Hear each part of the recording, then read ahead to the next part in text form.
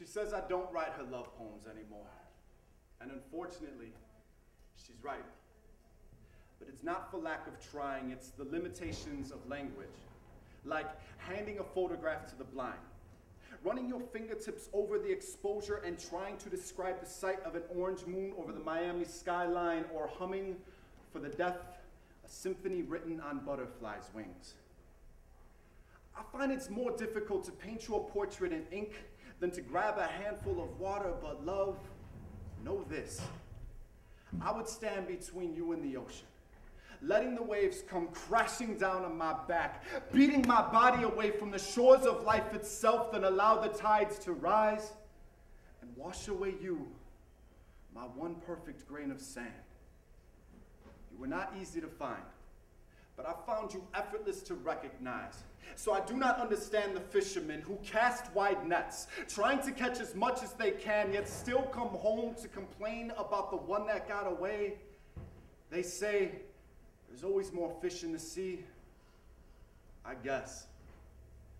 But you are not a fish. You are a galaxy. And I will use my hands to explore your infinite deep. My mouth lighting the fires of intimacy, and my skin will learn your body's history like studying ancient civilizations. You are a hieroglyphic, a haiku, a poem from the lips of God, spoken to remind us the importance of every second. So now I write about the time we spend together, trying to link a series of moments like a game of connect the dots, hoping that when you step back, you'll see the bigger picture like a Georges Seurat. After all, what do I look like as a craftsman, not presenting you with a labor of love? Or you, a carpenter's wife with nothing made by her husband, so this, my dear, is a cherry wood dresser. Mahogany brown closet doors that when opened expose my heart.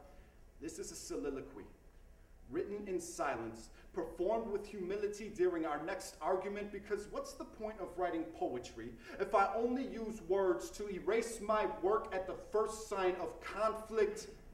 You deserve better. So I will be better.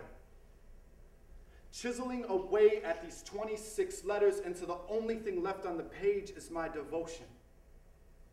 And when I am done, I will whisper this poem with my lips pressed against your collarbone, your breath tickling the nape of my neck as we lay in bed together. This is a promise, a commitment binding our souls together, because I can't let you go, and in our next life, I will find you again. A grain of sand in the desert, a raindrop in the ocean. Our names were written in the fire long before language danced on the tongues of human existence. And I will fight the wind himself to preserve the ashes. Oh my